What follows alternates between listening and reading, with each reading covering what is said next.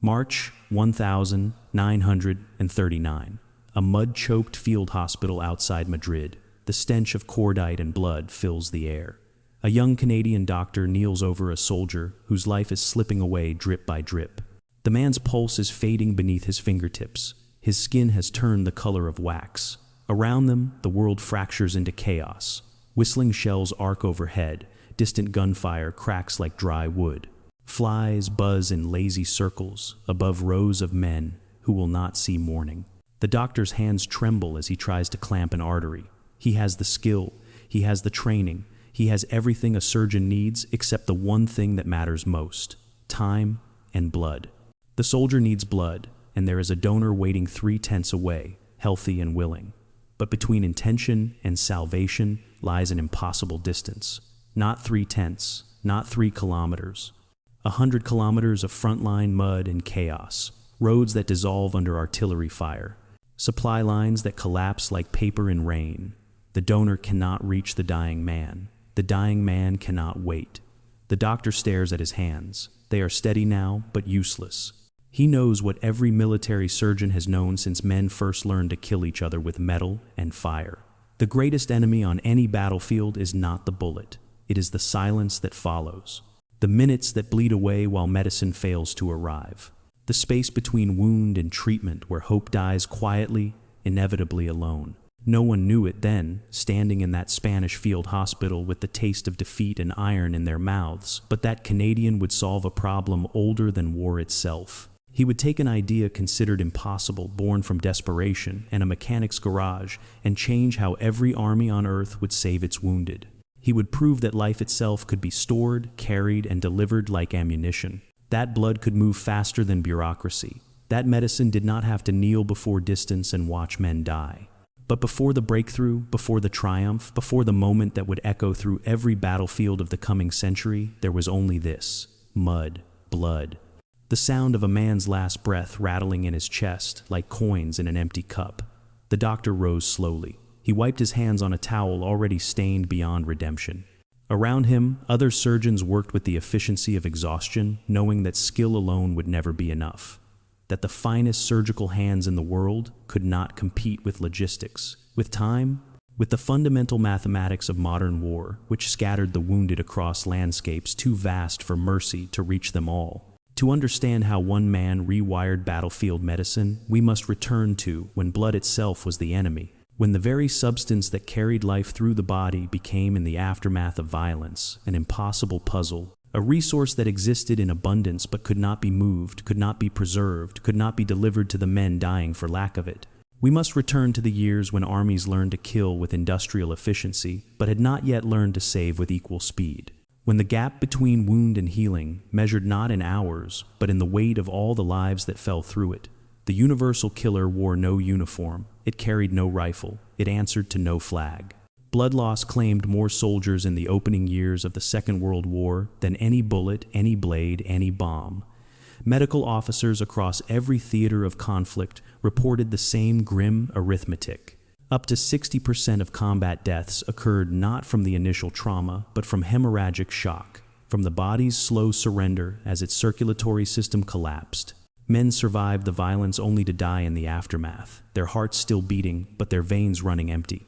The 1,930 seconds had given medicine extraordinary tools. Surgeons could repair shattered bones, extract shrapnel from delicate organs, reconstruct faces torn by high explosives. But all that skill depended on a single prerequisite. The patient had to survive long enough to reach the operating table, and survival required blood. Human blood, with its specific types and incomprehensible chemistry, its brief window of viability, its stubborn refusal to be simplified or substituted. Plasma could buy minutes. Saline could delay collapse.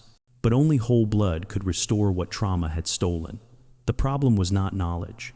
By 1936, science understood blood typing. Researchers had identified the Rh factor. Laboratories could match donors to recipients with reasonable safety. The problem was physics, geography, the cold mathematics of logistics that turned medical brilliance into irrelevance the moment it left the hospital walls. Blood once removed from the human body began dying. At room temperature, it clotted within minutes. Refrigerated, it might last hours, perhaps a day if handled with exceptional care, but front lines existed days away from refrigeration, from laboratories, from the controlled environments where transfusions could be performed with precision and safety. The standard method, when circumstances allowed it at all, required a direct connection between donor and recipient, vein to vein. One soldier lying beside another while their blood flowed through rubber tubing, gravity and desperation doing the work that logistics could not. The procedure was slow. It demanded screening for compatibility. It tied down healthy men who could be fighting, tied down medical personnel who had hundreds of other wounded to treat. And it required the donor to be present, physically present at the exact moment and place where the wounded man lay bleeding. In the chaos of mechanized warfare, where front lines shifted like water and casualties arrived in waves that overwhelmed every calculation, direct transfusion was a luxury most dying men would never receive. Military planners understood the bottleneck. They saw it in the casualty reports that flooded back from Spain, from China, from the early skirmishes in Europe, where new weapons created wounds that old medicine could not answer quickly enough. Field commanders reported losing 30% of their wounded, not to enemy fire, but to shock-induced blood loss. Men who could have been saved. Men who died in field hospitals, in ambulances, on stretchers waiting for transport, their wounds dressed and their vital signs monitored, but their blood volume dropping past the point where the body could sustain consciousness, warmth, life. The numbers told a story that statistics alone could not capture. In Spain's civil war, tens of thousands of soldiers died from injuries that would have been survivable with immediate transfusion. British and French medical units watching from the sidelines took careful notes. They saw the pattern. A soldier hit by shrapnel at the front, stabilized by a field medic, transported back through supply lines to a casualty clearing station, then to a field hospital, then, if fortune smiled, to a proper surgical facility with blood and trained staff. The journey took hours, sometimes days, and with each hour, the chance of survival dropped like a stone through dark water. A 1,938 field report from a British medical officer captured the frustration in language stripped of diplomacy. Men die not from the bullet, but from the time it takes for help to reach them. The sentence circulated through military medical circles like a contagion. It appeared in memoranda. It was quoted in planning sessions. It haunted the thoughts of every surgeon who had watched a patient slip away for lack of something as simple, as fundamental as blood. Allied medical leaders began calling for what they termed a logistical miracle, a system to bring transfusions to the front, to collapse the distance between wound and treatment, to make blood as mobile as ammunition. But miracles require infrastructure. They demand innovation not just in technique, but in thinking. The medical establishment of the 1,930 seconds operated within constraints that seemed absolute. Blood could not be frozen. It could not be dried. It could not be synthesized.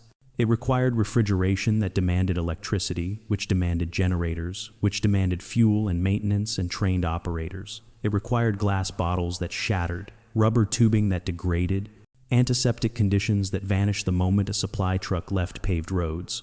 Every solution spawned 10 new problems. Every innovation revealed another layer of impossibility, and so the dying continued. In Spain, where the Civil War became a proving ground for the weapons and tactics that would soon consume Europe, field hospitals overflowed with men whose wounds were treatable, but whose blood loss was irreversible. Nurses boiled water in helmets because there were no proper sterilization facilities. Surgeons operated by candlelight because generators failed. Medics watched strong young men fade into unconsciousness, knowing that somewhere in some distant city, healthy donors stood ready to give blood that would never arrive in time to matter. The system was not broken. It had never been built. Battlefield medicine had evolved to handle trauma, infection, amputation. It had not evolved to solve the fundamental problem of moving a perishable, temperamental, absolutely vital fluid across hostile territory at the speed required to save lives measured in minutes. The gap between what was possible in a hospital and what was possible at the front represented not a failure of effort, but a failure of imagination.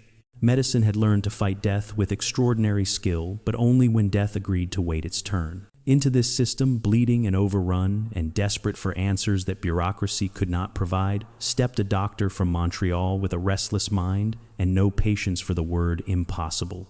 A man whose impatience with convention would become, in the crucible of war, the quality that saved thousands. A surgeon who looked at the problem that had defeated armies and medical establishments and saw not a wall but a door waiting to be opened. Norman Bethune was born in 1,890 inches, Gravenhurst, a small town in Ontario where winter came early and stayed late. He was the grandson of a missionary, raised in a household where moral discipline and intellectual rigor were not suggestions but expectations. His childhood was marked by the kind of restless energy that parents mistake for disobedience, and teachers recognize sometimes too late as the signature of a mind that cannot be contained by ordinary boundaries. He read voraciously. He questioned everything. He carried within him, even as a boy, the conviction that the world as it existed was not the world as it should be. He studied medicine in Toronto, then pursued surgery with the single-minded intensity that would define his entire life. By the early 1922, he had established himself as a thoracic surgeon in Montreal, skilled and respected, known for his precise hands and his impatience with colleagues who confused caution with competence. He was brilliant. Everyone acknowledged this, but brilliance came wrapped in abrasiveness and a personality that did not soften its edges to make others comfortable. He corrected senior physicians during procedures.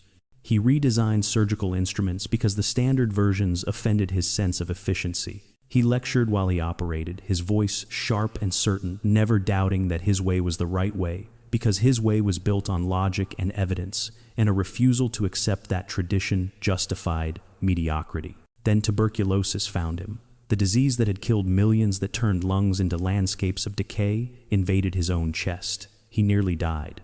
For months he lay in a sanatorium, feeling his body wage a war it seemed destined to lose.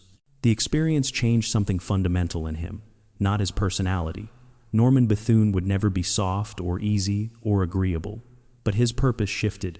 Lying in that bed, struggling for each breath, dependent on the mercy of medical science and the compassion of strangers, he understood suffering in a way that lectures and textbooks could never teach. He emerged from his recovery with a conviction that burned like fever. Medicine must serve humanity, not profit. Healing was not a commodity to be rationed by wealth, but a right to be extended to all who needed it. The conviction made him dangerous to the establishment. He began advocating for socialized medicine in Canada, writing essays that infuriated his peers and attracted the attention of people who believed, as he did, that the world's systems needed not reform, but revolution. He became a socialist, an atheist, an idealist whose idealism was not gentle or hopeful, but hard and demanding, insisting that intelligence without action was cowardice, that skill without service was waste. His colleagues found him difficult.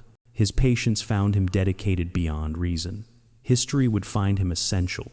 He carried surgical tools in his coat pockets, not because he expected emergencies, but because the weight of them reminded him of purpose. He could not walk past suffering without responding, could not see a problem without attempting to solve it. This quality, which made him exhausting to work with, which burned through friendships and marriages, which left him perpetually at odds with institutions that valued order over urgency, would become, in the context of war, the exact trait that thousands of wounded men would need to survive. To his colleagues in Montreal, Norman Bethune was a problem. A talented surgeon whose politics made him suspect, whose personality made him isolated, whose refusal to accept the boundaries between medicine and advocacy threatened the comfortable separation that allowed doctors to heal bodies without confronting the systems that broke them. To history, he was a solution waiting for war, a mind sharp enough to see what others missed, and stubborn enough to act when others hesitated. A man whose impatience with the way things were would become, in the right circumstances, the force that changed how things could be. When Europe began to burn in the mid-1930s, when Spain collapsed into civil war and the world watched with the paralysis that passes for neutrality, Bethune did not see politics. He saw human beings bleeding. He saw a laboratory for testing whether medicine could evolve as quickly as warfare, whether the principles he had advocated in peacetime about accessibility and service and the moral obligation of skill could be proven true in the place where they mattered most, where the gap between idea and implementation measured itself in lives saved or lost. He had no patience for debate, no interest in waiting for official channels to coordinate a response. While governments deliberated and medical associations formed committees to study the situation, Bethune made arrangements to travel to Spain. He was 46 years old. He could have spent his remaining years in a comfortable practice, teaching students and refining techniques, and collecting the respect that age brings to skilled physicians who do not make themselves inconvenient. Instead, he packed his instruments, arranged funding through political contacts, who understood that conviction mattered more than credentials, and boarded a ship for a country he had never seen to serve a cause that would probably lose to. Solve a problem that everyone agreed was unsolvable. The decision looked to those who knew him like another example of Bethune's inability to distinguish between idealism and foolishness. Like the act of a man who confused stubbornness with heroism, who would rather fail spectacularly at something impossible than succeed quietly at something practical. But Norman Bethune had spent his entire life being misunderstood by people who measured success by comfort rather than impact. He knew what he was doing. He was going to war not to fight, but to prove that medicine could keep pace with violence, that the distance between wound and healing could be collapsed. That blood, the most precious and perishable of all medical resources, could be made mobile. No one believed him, but belief had never been a requirement for Norman Bethune to act. He arrived in Spain in the autumn of 1936, when the war was still young enough for people to believe it might end quickly. Madrid was under siege. The Republican forces were desperate for supplies, for weapons, for any advantage that might slow the nationalist advance. Bethune came offering none of these things. He came with surgical instruments and a conviction that lives could be saved if someone cared enough to reimagine how medicine reached the wounded. The Republican commanders accepted his offer with the weary gratitude of men who had learned not to refuse any help, no matter how unconventional its source. The field hospitals were worse than anything he had prepared himself to see, not because of the wounds, though those were terrible enough.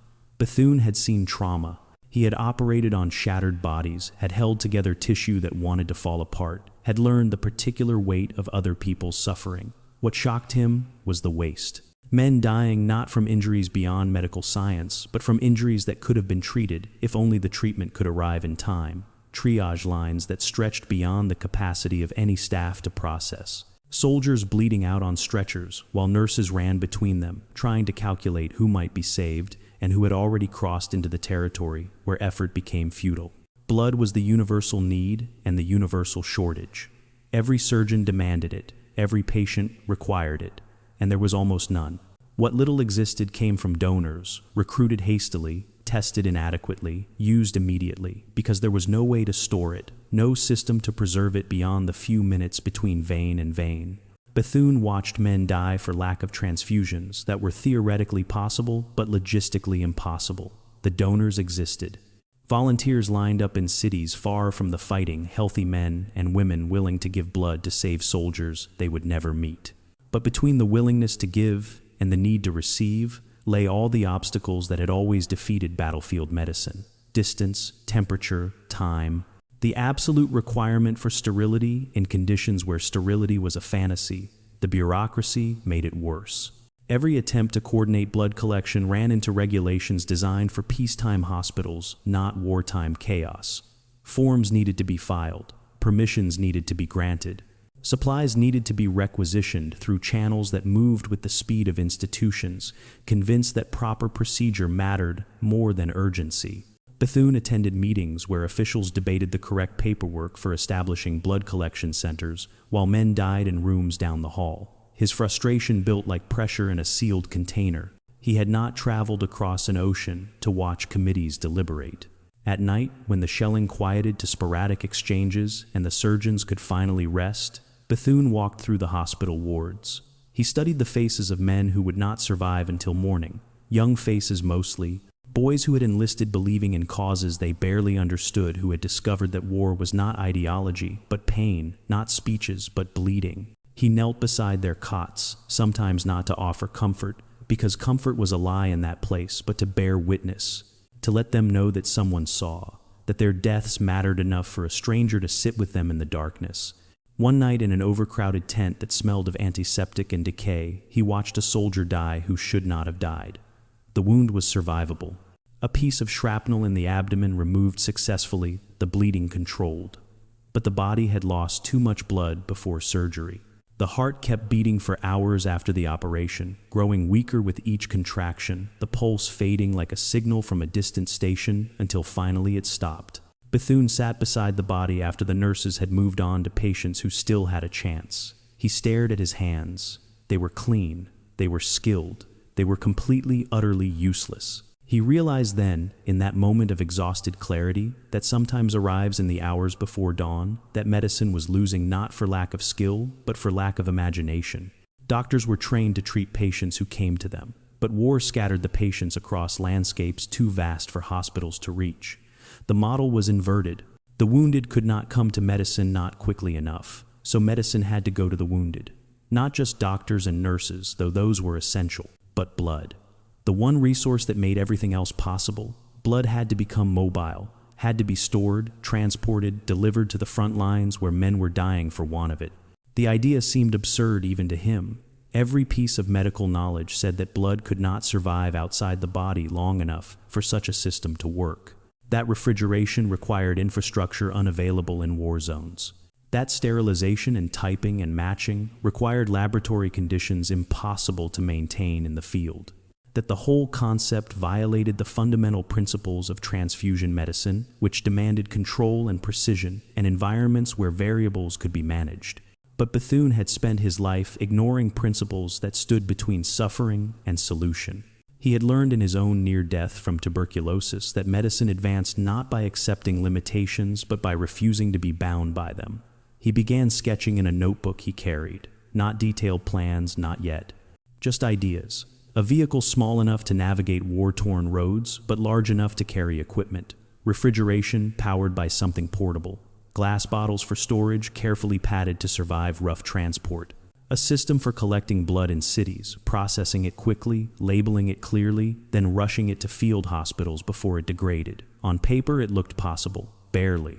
It required equipment that did not exist, infrastructure that would have to be improvised, and a willingness to bet soldiers' lives on an unproven concept. Every surgeon he showed the sketches to told him it could not be done. Blood was too fragile, the roads were too dangerous, the equipment too expensive and too complex.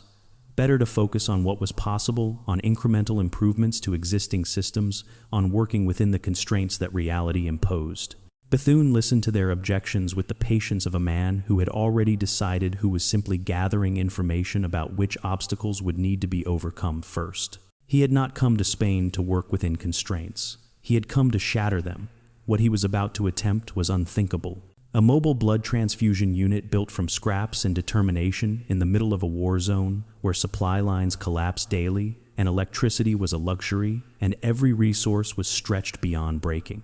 But Norman Bethune had never concerned himself with what was thinkable, only with what was necessary. He found a garage in Barcelona, not because the city offered anything special, but because it had not yet been bombed into rubble, and because a mechanic there had a reputation for accepting impossible jobs. The mechanic's name has been lost to history, but his hands knew metal and engines the way Bethune's knew tissue and bone. When the Canadian doctor explained what he needed, the mechanic did not laugh. He simply nodded and pointed to a small, refrigerated delivery van rusting in the corner, abandoned by a merchant who had fled the city when the fighting started. It was barely functional. The refrigeration unit sputtered and died. The chassis groaned under its own weight. But it had 4 wheels and an engine that might, with enough coaxing and prayer, carry equipment through terrain that would defeat more sophisticated vehicles. They worked by candlelight when the generators failed. By stolen electricity when they could bribe or charm their way into power. The garage became a laboratory, a workshop, a proving ground for an idea that existed nowhere in medical textbooks. Bethune drew diagrams on the walls in chalk, marking where refrigeration coils should run, where glass bottles could be secured, where sterilization equipment could be mounted without taking up space needed for storage. The mechanic translated these marks into reality, welding brackets, rigging coolant lines, building padded compartments that would keep fragile glass intact when the van bounced over roads cratered by artillery. The refrigeration proved the most difficult challenge. Industrial units required too much power. Ice melted too quickly to maintain stable temperatures over long distances. Bethune spent 3 days in a chemistry lab borrowed from a university that had stopped holding classes, mixing chemical coolants, testing combinations that might keep blood chilled without freezing it into uselessness. He discovered that sodium citrate added to blood in precise ratios could prevent clotting long enough to buy the hours needed for transport, not days, not the weeks that would have made the system truly revolutionary, but hours, 48 if handled perfectly, 36 if conditions were merely good, enough to bridge the distance between donor and dying soldier if every step moved with urgency. He assembled a team from whoever would volunteer, Spanish medical students who had abandoned their studies to serve the Republic, Canadian volunteers who had followed Bethune across the ocean because they believed as he did that skill carried moral obligation, a nurse from Madrid who had watched too many men die from blood loss and was willing to try anything that might change the mathematics of death. They learned to type blood in minutes rather than hours, to screen donors rapidly accepting some risk in exchange for speed because risk was relative, and soldiers bleeding out on operating tables represented the baseline against which all other dangers had to be measured. The collection system started simply. Bethune and his team set up stations in Barcelona and Valencia, in any city large enough to have donors and stable enough to operate safely. They hung signs asking for volunteers. The response overwhelmed them. Hundreds came forward rolling up sleeves before anyone asked, offering the one thing they could give to a war effort that had demanded everything else. Bethune drew blood himself in those early days, his surgeon's precision making the process quick and nearly painless. Each bottle was labeled with blood type, collection date, and donor number. Each bottle was placed in the van's refrigeration unit within minutes of being filled. Each bottle represented not just biological material, but possibility. The chance that somewhere on some battlefield miles away, a life might continue because strangers in a city decided to open their veins. The first mission departed on a February morning in 1937. The van, painted with a red cross that artillery crews would either respect or ignore, depending on their mood and training, carried 200 bottles of blood toward Madrid's front lines. Bethune drove. He would not ask anyone to take a risk he would not accept himself. The roads were worse than the maps suggested. Craters forced detours. Checkpoints demanded papers and explanations. Twice they heard the whistle of incoming shells and stopped waiting in terrible stillness for the impact that would either miss them or render the entire experiment irrelevant in an instant of fire and shattered glass. The first bottle broke during transport. A bump in the road that the suspension could not absorb sent it crashing against its restraints. The sound of breaking glass filled the van like a gunshot. Bethune pulled over, checked the damage, and discovered that his padding design had failed. The remaining bottles were intact but vulnerable. He spent 20 minutes on the roadside in territory contested enough that neither side fully controlled it, repacking the storage compartment with spare blankets and strips of torn cloth. When he climbed back into the driver's seat, his hands shook. Not from fear, from rage at himself for not anticipating the problem, for allowing imperfect preparation to waste blood that someone had given and someone else desperately needed. The second bottle froze. The chemical coolant mixture was too strong, the temperature too low. By the time they reached the field hospital outside Madrid, that bottle contained not blood, but crystallized plasma, useless for transfusion. Bethune stared at it with the expression of a man watching his theory die. He had crossed continents and risked artillery fire to deliver frozen liquid that could not save anyone. The failure felt personal, complete, a confirmation of every objection his colleagues had raised. Then a nurse took the third bottle, the one that had survived transport and temperature, that remained liquid and viable, and full of the promise that had driven Bethune across Spain. She connected it to a soldier who had been wounded that morning, whose blood pressure had dropped past the point where consciousness was possible, whose pulse beat so faintly that 3 different medics had nearly written him off as unsavable. The blood flowed. Gravity and rubber tubing and the desperate hope of everyone watching did their work. Color returned to the soldier's face. His pulse strengthened, his eyes opened. He would survive the day, would survive the surgery that could now be safely performed, would survive to return home and tell no one about the moment when his life had been saved by a bottle of blood that traveled 100 kilometers from a communist aid, stranger's arm to his own. The ward went silent. Nurses and doctors who had been moving with the efficient exhaustion of people past the point of surprise stopped and stared. They had seen transfusions before, hundreds of them, but never like this. Never from blood that had been collected yesterday in another city by people who would never know the name of the man it saved. The implications rippled through the room faster than words could carry them. If one bottle could make the journey, others could. If blood could survive transport once, it could survive again. If the system worked here, in these conditions with this equipment, it could work anywhere. The Spanish soldiers began calling him El Doctor Sangre, the blood doctor. Not mockingly, but with the reverence that soldiers reserve for people who change the fundamental rules of survival. Word spread through the Republican medical network with the speed that hope travels when despair has been the only option. Field hospitals began requesting deliveries. Commanders factored the mobile transfusion service into their casualty projections. Bethune's van became a familiar sight on the roads between Barcelona and the front lines, bouncing over terrain that should have destroyed it, carrying bottles of blood that should not have remained viable, proving with each successful delivery that the impossible was simply the difficult before someone bothered to attempt it. Within months, the Servicio Canadiense de Transfusion de Sangre had delivered over 5,000 transfusions, 5,000 moments where blood arrived in time, where the distance between wound and healing collapsed, where soldiers who would have died instead survived not because of heroism or luck or divine intervention, but because a stubborn Canadian surgeon refused to accept that logistics had to defeat medicine. The system was crude, the equipment unreliable, the conditions always dangerous, but it worked, and in war working mattered more than elegance. The evidence accumulated in field reports that circulated among Republican medical officers with the quiet authority of documents that needed no embellishment. Survival rates at hospitals receiving regular blood deliveries doubled within 3 months, then tripled. Surgeons who had grown accustomed to watching patients slip into shock during operations now worked with the confidence that came from knowing transfusions could arrive fast enough to matter. The change was not subtle. It was measurable, quantifiable, the kind of proof that silenced skepticism, not through argument, but through the simple accumulation of soldiers who continued breathing.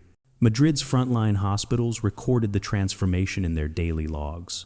Before Bethune's service began, operations roughly 4 out of every 10 casualties admitted with severe blood loss died before surgery could be completed. After that, number fell to fewer than 2. The mathematics were simple enough for anyone to understand.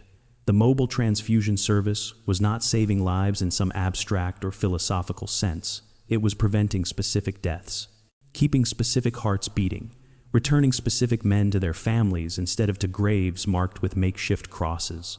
Bethune kept his own records in a journal he carried in his coat pocket, writing by lamplight when exhaustion finally forced him to stop moving. The entries were terse, clinical, the observations of a man who had learned that emotion was a luxury when documentation mattered more. March 12th, delivered 47 units to Hospital Numero 3, all viable. 6 transfusions administered immediately. 4 patients stabilized who would otherwise have been lost. The sentences accumulated like evidence in a trial where the verdict had already been decided by reality. The system worked. Not perfectly, not without waste and failure and moments when bottles arrived too late or broke in transit or failed to match the patient's blood type.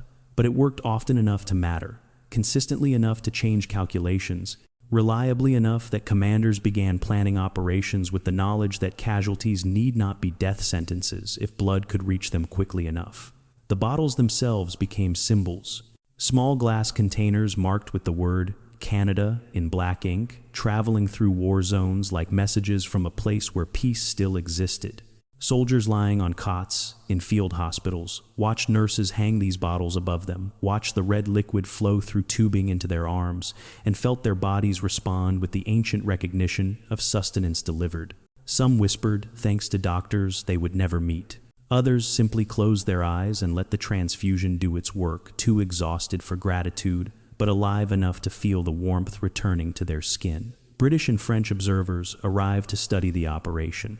They came with notebooks and cameras asking technical questions about refrigeration and sterilization and transport logistics. They wanted to know failure rates, success percentages, the mathematical proof that would justify replicating the system in their own armies. Bethune answered their questions with the precision of someone who knew that every detail mattered, that somewhere in these conversations lay the difference between a temporary solution for one war and a permanent change to how all wars would treat their wounded. He showed them the van, the collection stations, the training protocols for volunteers who learned to draw blood with the kind of speed that peacetime medicine considered reckless but wartime necessity demanded. The observers took notes, they sketched diagrams, They wrote reports that would travel back to London and Paris, where military medical committees would debate and deliberate, and eventually slowly begin to acknowledge that a Canadian surgeon working with improvised equipment in a Spanish Civil War had solved a problem that had defeated institutional medicine for decades. The mobile transfusion unit was not just effective, it was reproducible. The concept could be standardized, systematized, expanded beyond one man's stubborn determination into a framework that any army could adopt. Bethune wrote in his journal during those months, with a frequency that suggested he understood his time in Spain was limited. That war consumed people like fuel, even those who came to heal rather than fight. His entries grew more philosophical as spring turned to summer in 1938. "Blood must move faster than bullets," he wrote one night after a particularly brutal delivery run. "War teaches us to destroy with efficiency. We must learn to save with equal speed." The words carried the weight of someone who had seen the pattern clearly, who understood that the military-industrial complex had revolutionized killing but left healing behind, and that any hope of reducing war's toll required medicine to evolve as rapidly as weaponry. The scientific validation came not from academic journals, but from the field itself. Bethune's procedures refined through trial and error, and the pressure of constant demand became the blueprint for what would later be recognized as the first systematized mobile blood transfusion method. The use of sodium citrate as an anticoagulant, the standardized labeling system, the refrigeration protocols that kept blood viable for transport, the training methods that turned volunteers into competent phlebotomists within days. Each element represented not revolutionary science, but revolutionary application. The pieces had existed. Bethune simply assembled them in a configuration that prioritized speed and mobility over the careful precision that peacetime medicine demanded. His reports and technical specifications were sent to medical authorities in Canada and Britain, carried by volunteers returning home, or by diplomatic channels that still functioned between nations watching Spain's civil war with the nervous awareness that larger conflicts loomed. These documents circulated through military medical offices, where officers studied them with the attention that comes from knowing that their own soldiers would soon need exactly this kind of system.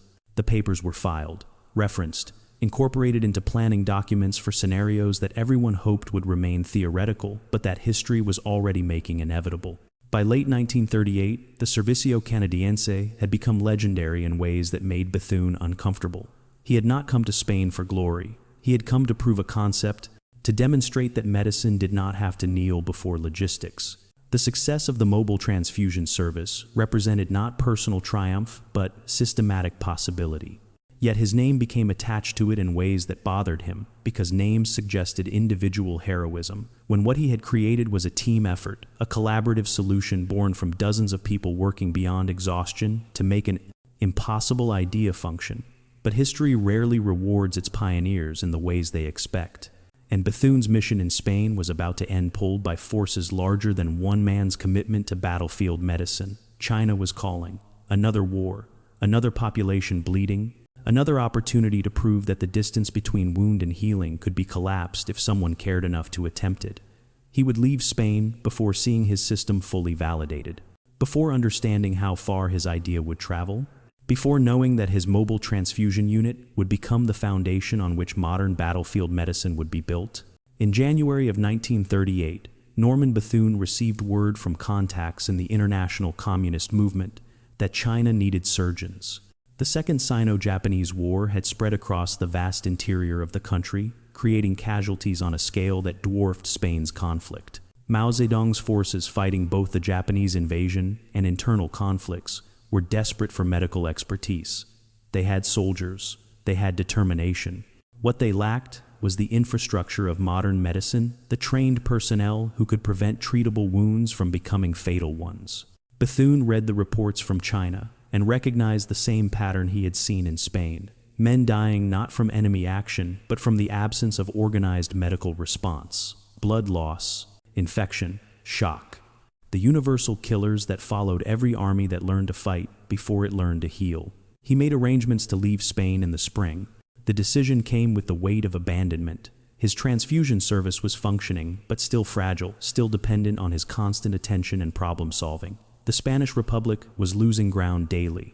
The war that had seemed winnable when he arrived now moved inexorably toward defeat. But Bethune had never been a man who stayed where he was comfortable or where his presence was simply maintaining existing systems. He went where the need was greatest, where his particular combination of skill and stubbornness might create something that did not yet exist. China represented that opportunity on a scale that Spain could not match. Before he left Barcelona, he wrote detailed instructions for continuing the mobile transfusion operation, technical specifications for the refrigeration systems, protocols for donor screening and blood collection, training manuals for volunteers who would need to maintain the service after he departed. He also compiled reports of everything he had learned, every failure and success, every modification that had improved survival rates. These documents were sent through various channels to medical authorities in Britain and Canada, carried by diplomats and returning volunteers, and anyone else who might ensure they reached people with the power to implement similar systems. The reports arrived on the desks of military medical planners at precisely the moment when such information had become desperately relevant. By 1939, war was no longer a possibility, but an approaching certainty. Britain was mobilizing, France was preparing. Canada was calculating what its contribution to a European conflict might require. And every military medical officer who studied casualty projections understood that blood loss would be among their greatest challenges. Bethune's documentation from Spain provided not just theory, but proven results. A system that had functioned under the worst possible conditions, that had turned abstract medical knowledge into lives saved in measurable quantities. The British Army Medical Corps took particular interest. Officers studying Bethune's reports recognized that the mobile transfusion concept solved problems that had plagued military medicine since the previous World War. They began adapting his designs, scaling them up from a single van operation to a national system. By late 1939, as Britain entered the war against Germany, the Army Blood Transfusion Service was being established with protocols that bore the unmistakable influence of Bethune's Spanish experiments: mobile units, standardized collection procedures, refrigerated storage, and rapid transport. The language was different, the organization more formal, but the underlying concept remained: blood must reach wounded soldiers faster than traditional hospital-based systems allowed. Canada followed similar patterns. The nation's first coordinated blood donor programs emerged directly from Bethune's documentation, his proof that civilian volunteers could be organized into reliable sources of transfusion material. The Canadian Red Cross established collection centers in major cities, recruiting donors through campaigns that emphasized civic duty and the concrete reality of lives that could be saved. By 1940, when Canadian forces deployed overseas, they carried with them medical protocols that traced their lineage to a garage in Barcelona, where a stubborn surgeon had insisted the impossible could be made functional. The impact rippled across every theater of the Second World War. Mobile surgical hospitals, the MASH units that would become legendary in later conflicts, operated on principles that Bethune had pioneered. The idea that medical care must be brought forward closer to the fighting, rather than waiting for casualties to be transported back to safety. That speed mattered more than perfect conditions. That soldiers died in the gap between injury and treatment, and closing that gap required rethinking every assumption about how battlefield medicine should function. The Allies' casualty survival rates in North Africa and later in the Normandy invasion reflected these changes. Wounded men who in previous wars would have died from blood loss now survived to receive surgery, to recover, to return home. The statistics were impersonal, but the lives behind them were not. Norman Bethune never saw any of this. He arrived in China in the spring of 1938 and immediately began establishing medical services for Mao's forces in the remote northwestern territories. He trained surgeons, organized field hospitals, and attempted to replicate his mobile transfusion system in conditions even more challenging than Spain had presented. China had no infrastructure, no electricity in most of the areas where fighting occurred, no roads capable of supporting vehicles. He adapted using pack animals to transport supplies, teaching Chinese medical students to perform surgeries by lamplight, working with a determination that ignored exhaustion and illness and the steady degradation of his own health. In November of 1939, while operating on a wounded soldier in a village hospital that consisted of converted farm buildings, Bethune cut his finger on a scalpel. A small wound, the kind of injury that surgeons sustained routinely and ignored. But infection followed. In the unsanitary conditions where antibiotics were unavailable and rest was impossible, the cut became inflamed, then septic. Blood poisoning spread through his system with the same relentless progression he had witnessed in so many soldiers. His body, which had survived tuberculosis and the dangers of 2 war zones, could not fight an infection that under other circumstances would have been trivial. He died on November 12, 1939 inches, a rural Chinese village whose name most of the world would never learn. He was 49 years old. The war he had tried to effect through medicine was still expanding, would continue for 6 more years, would kill tens of millions. But thousands would survive who would not have survived without the systems he had proven possible, without the mobile transfusion units that evolved from his Spanish experiments, without the blood collection networks that his reports had inspired. He died without knowing the full extent of his influence, without understanding that medical officers across multiple armies were implementing protocols based on his work, without seeing the future where his impossible idea would become standard practice. Mao Zedong wrote a eulogy that became one of the most widely read documents in China. In memory of Norman Bethune was required reading for generations of Chinese citizens, a testament to a foreign doctor who had given his life serving people who were not his own in a conflict that was not his responsibility. The essay praised Bethune's selflessness, his dedication, his refusal to let political boundaries define the limits of his compassion. It made him famous in China in ways he had never been famous in Canada, transformed him into a symbol of international solidarity and medical service that transcended nationality. From a freezing garage in Barcelona, where a surgeon and a mechanic had welded together an idea that no one believed would function, to every battlefield where mobile blood banks now operated as standard procedure, his concept endured. It endured quietly, without fanfare, in the mundane efficiency of systems that had become so routine that few people remembered they had once been considered impossible. His name faded from the medical journals. His specific contributions were absorbed into the larger narrative of wartime innovation. But the principle remained. Blood could be stored, transported, delivered to where it was needed, with speed sufficient to save lives that would otherwise be lost. War reveals the worst of humanity, the capacity for organized violence, the willingness to reduce human beings to targets, casualties, acceptable losses in calculations that trade lives for territory. It shows what people become when ideology hardens into hatred, when fear justifies cruelty, when the machinery of destruction becomes so efficient that killing requires less thought than mercy. Every conflict in human history has demonstrated these truths with terrible consistency. The same patterns, the same brutality, the same aftermath of grief that no victory can fully justify or defeat fully explain. But sometimes, in the midst of all that darkness, war also reveals humanity's best. Not the heroism of battlefield charges or the drama of last stands, but something quieter and more profound. The determination to save rather than destroy. The refusal to accept that violence must always overwhelm compassion. The stubborn insistence that even in the worst circumstances, human ingenuity can find ways to preserve life rather than simply take it. Norman Bethune embodied this counter-narrative. A man who entered war zones not to participate in the killing, but to prove that medicine could evolve as rapidly as weaponry, that the systems designed to harm could be matched by systems designed to heal. The irony of his legacy is almost too perfect to be accidental. In his lifetime, he was branded a radical, a troublemaker, a man whose politics made him suspect and whose personality made him difficult. Medical establishments viewed him with suspicion. Governments monitored his activities. Colleagues found him exhausting. He died in obscurity in a Chinese village, far from the recognition he had never sought and the validation he would never receive. Yet this same man became a silent architect of medical systems that now operate across the entire world.